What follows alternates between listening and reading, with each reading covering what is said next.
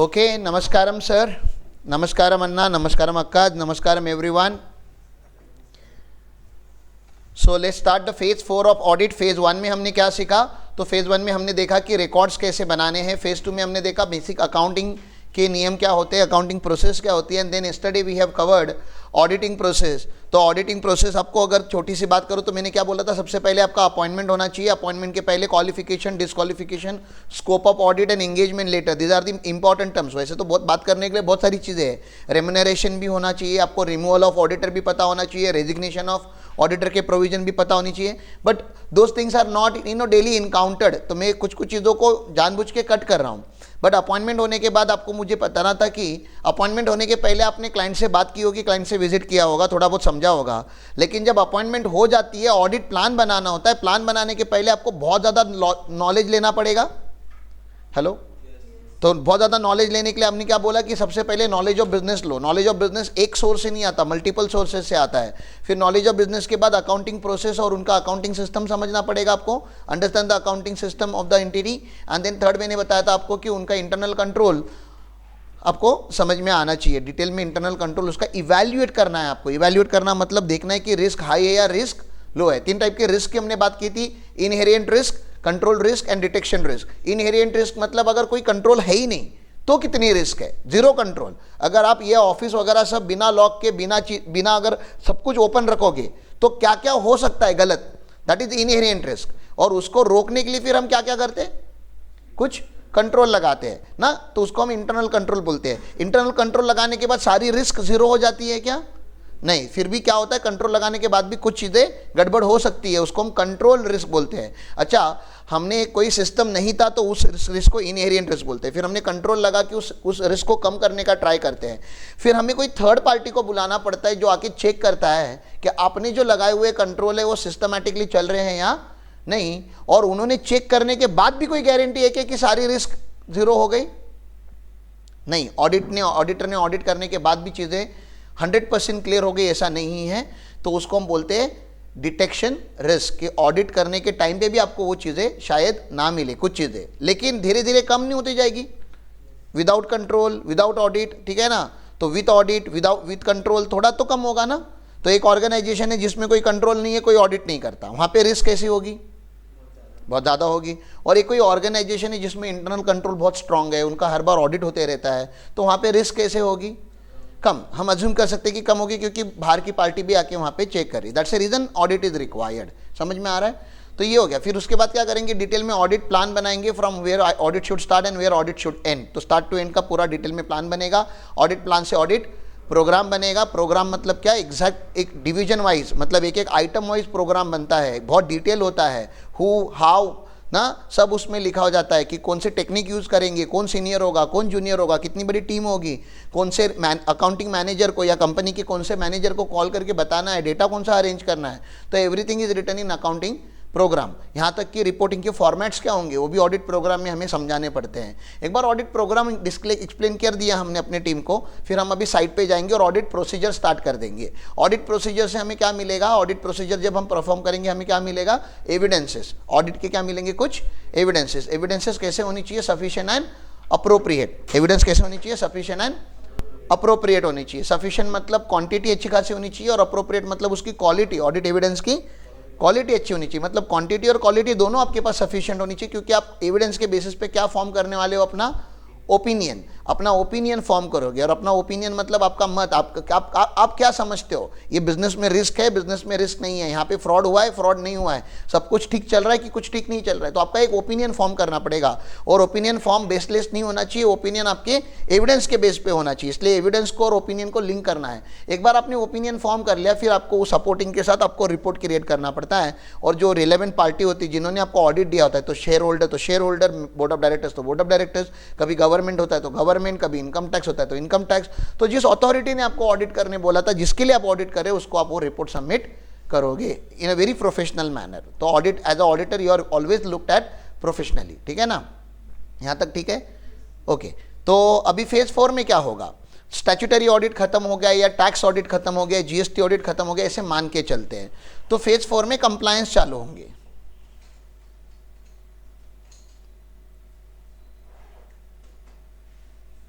Compliance process start होगा।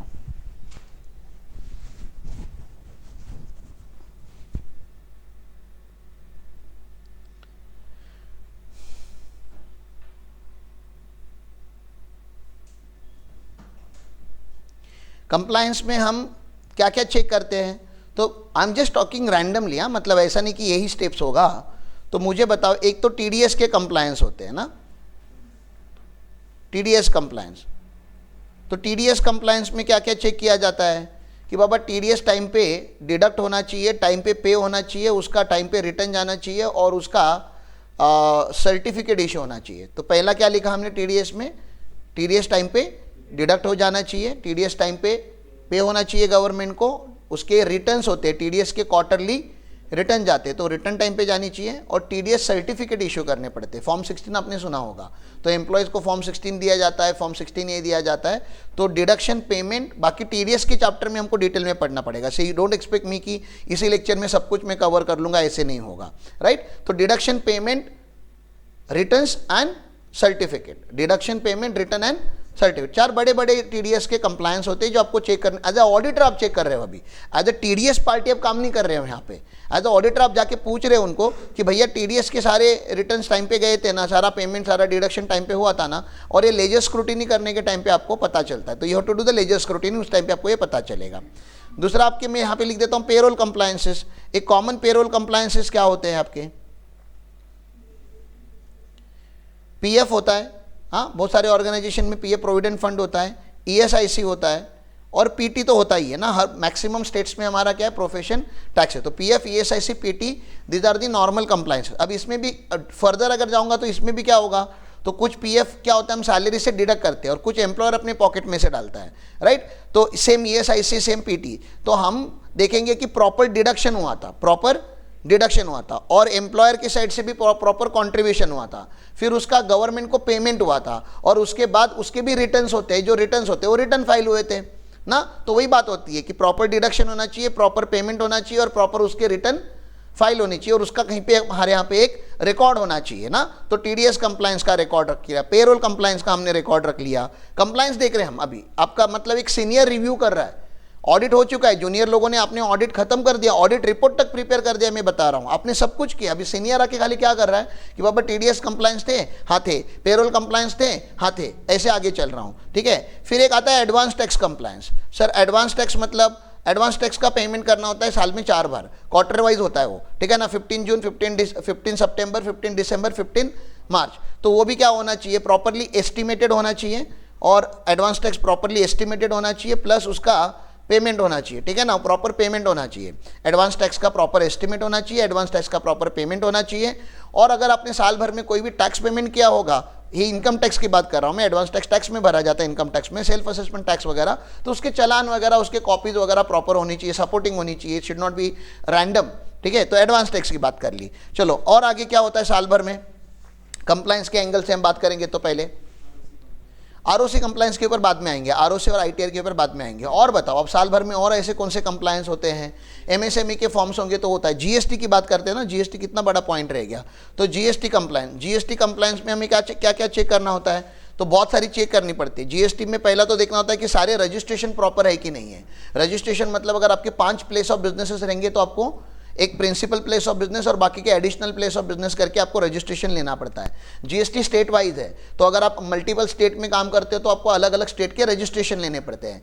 Registration में देखने का कि सब कुछ प्रॉपर अपडेट हुआ है कि नहीं हुआ है। पता चला आपका बैंक अकाउंट चेंज हो गया, आपने रजिस्ट्रेशन में अपडेट नहीं किया है, आपका एड्रेस प्रूफ चेंज हो चुका है, आपने बैंक अकाउंट में अपडेट नहीं किया, आपके सिग्नेटरी चेंज हो चुके हैं, आपने रजिस्ट्रेशन में ऐड नहीं किया है। तो पहले तो देखो कि रजिस्ट्रेशन वैलिड है या नहीं है। इंपोर्ट एक्सपोर्ट करते रहोगे तो बॉन्ड करके एक आता है ना, तो आपको वो बॉन्ड्स वगैरह आपने लिया है कि नहीं, वो सारे चेक करने पड़ेंगे। तो रजिस्ट्रेशन की रिलेटेड चीज़ें आपको पहले चेक करनी पड़ेंगी। एक बार आपने रजिस्ट्रेशन कर लिया जीएसटी में, तो उसके बाद आपको क्या करना है, रजिस्ट्रेशन के बाद आपको जितने भी आप सेल परचेस कर, जीएसटी तो पूरा सेल एंड परचेस से कनेक्टेड है, तो सेल एंड परचेस के रिकॉर्ड आपके पास होने चाहिए। तो किसके रिकॉर्ड होने चाहिए यहाँ पे जीएसटी के, सेल एंड परचेस का रिकॉर्ड होना चाहिए, ठीक है ना। आपको देखना है, खाली क्रॉस वेरीफाई करना है कि सेल परचेस का रिकॉर्ड है कि नहीं है। ऑब्वियसली जब मैं बोलता हूँ रिकॉर्ड है तो उसका आपको क्या करना है, रिको भी करना है ना। तो R1 का रिको विथ एंड 2B का रिको, R1 2B रिको कर लोगे तो सेल परचेस का रिको हो जाएगा, ऑब्वियसली 3B का और पेमेंट का रिको करना है, तो रिको आपको करना पड़ेगा R1 का, 2B का और 3B का ना, R1 2B and 3B। R1 से आपका सेल्स आता है और लाइबिलिटी जनरेट होती है, 2B से आपका ITC जनरेट होता है, सेल और ITC रिको हो गया तो फिर बचा हुआ आपको पेमेंट करना पड़ता है, तो पेमेंट का रिको इसलिए भी क्योंकि कोई कभी कभी कुछ RCM वगैरह होता है तो उसको भी आपको ध्यान यहाँ पे देना पड़ता है कि RCM की लाइबिलिटी प्रॉपरली पे की है करके, आपने रिवर्स चार्ज मैकेनिज्म आपने लाइबिलिटी पे किया है। तो ये आपका रिकंसिलेशन हो गया। GST reconciliation is very important. Not only GST reconciliation, GST का जो टर्नओवर है वो नॉर्मल टर्नओवर के साथ, बैंकिंग टर्नओवर के साथ भी आपको मैच करना पड़ेगा, राइट। तो आपका अभी इसमें क्या होता है ना, आपका AIS ये भी आता है ना, इसमें AIS TIS एंड 26 AS का रिको करना पड़ता है। आपको चेक करना पड़ता है कि आपके AIS TIS 26 AS का रिकंसिलेशन प्रॉपर हुआ है या नहीं हुआ है। तो this are the thing that you need to know, right. GST का फिर क्या हो गया सर, फाइलिंग तो हो गया ना, रिटर्न्स तो फाइल हो गए, सारे रिटर्न्स हो गए, और क्या रिटर्न्स हो गए, रिटर्न, अच्छा रिटर्न में एक एनुअल रिटर्न अभी जाएगा, 9 और 9C करके होता है। 9 मतलब एनुअल रिटर्न, 9C मतलब उसका reconciliation, that is very important return. तो आप लोग प्लीज़ उसके ऊपर थोड़ा, मैं तो चाहता हूँ विजय सर को आप रिक्वेस्ट कीजिए कि थोड़ा डिटेल वाला लेक्चर अरेंज करें आपके लिए, 9C कैसे फाइल करना होता है। So for as law is concern I will take care of the law. मैं अभी कल से जीएसटी चालू कर रहा हूँ तो आपको जीएसटी का थोड़ा बहुत आइडिया, मैं लॉ का भी कवर कर लूँगा, लेकिन सॉफ्टवेयर कैसे यूज़ करना विजय सर से आप सीख लेना, ठीक है। तो रिटर्न्स हो गया, रिटर्न होने के बाद आपको जीएसटी के कोई भी अगर नोटिसेस वगैरह आए हैं क्या, आपको पोर्टल पे जाके देखना पड़ता है, कोई नोटिस आया है क्या, कोई असेसमेंट चालू है क्या, तो वो सारी चीज़ें अपने इनकम टैक्स पोर्टल पे जाके चेक करनी है, जीएसटी के पोर्टल पे जाके चेक करनी है। तो AIS TIS 26A का रिको है, और बहुत सारे नोटिसेस को हमको चेक करना है, ठीक है ना। नोटिस में जीएसटी का भी नोटिस होगा, इनकम टैक्स का भी नोटिस होगा, एडवांस टैक्स का भी नोटिस हो सकता है, TDS का भी हो सकता है, लेबर लॉ का भी हो सकता है, या कोई भी नोटिस आ सकता है। तो आपको देखना है कि कंपनी के अगेंस्ट कोई केसेस तो चालू नहीं है। टेक्निकली मुझे यहाँ पे वो बताना है आपको कि कोई फायर सेफ्टी, कोई भी लोकल लॉ में, अभी बीच में महाराष्ट्र में वो नोटिस आ रहे थे कि आपका बोर्ड चेंज कर दो ना, एनी नोटिस, या इन्वायरमेंट सेफ्टी के लिए कुछ है कि कुछ भी हो सकता है ना। तो आपको देखना है, इसको हम गोइंग कंसर्न से कनेक्ट करते हैं कि कितना बड़ा मैटर है, आपको चेक करना पड़ेगा क्या कंपनी के अगेंस्ट कोई सीवियर नोटिस आया है या नहीं आया है। फिर आपके कंपनी है तो डीन वगैरह होगा उनका ना, उनका डीन KYC होना चाहिए, जितने भी हैं उनकी आपके पास डिजिटल सिग्नेचर्स होनी चाहिए, हाँ डिजिटल सिग्नेचर्स होनी चाहिए, तो DSC होनी चाहिए आपके पास।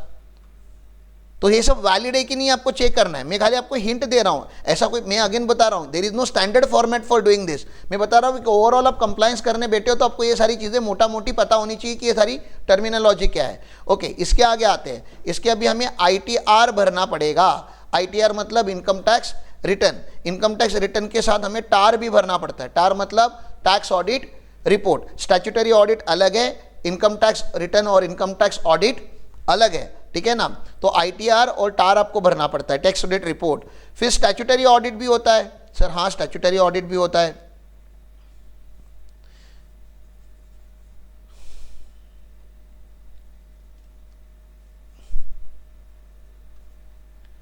स्टैट्यूटरी ऑडिट ये फाइनेंशियल स्टेटमेंट का ऑडिट होता है। स्टैट्यूटरी ऑडिट हमेशा किसका होता है, फाइनेंशियल स्टेटमेंट का। ये कंपनीज एक्ट के हिसाब से होता है। अगर LLP है तो LLP एक्ट के हिसाब से होगा, कोऑपरेटिव होगी तो कोऑपरेटिव सोसाइटी एक्ट से होगा, ट्रस्ट होगी तो ट्रस्ट एक्ट के हिसाब से होगा।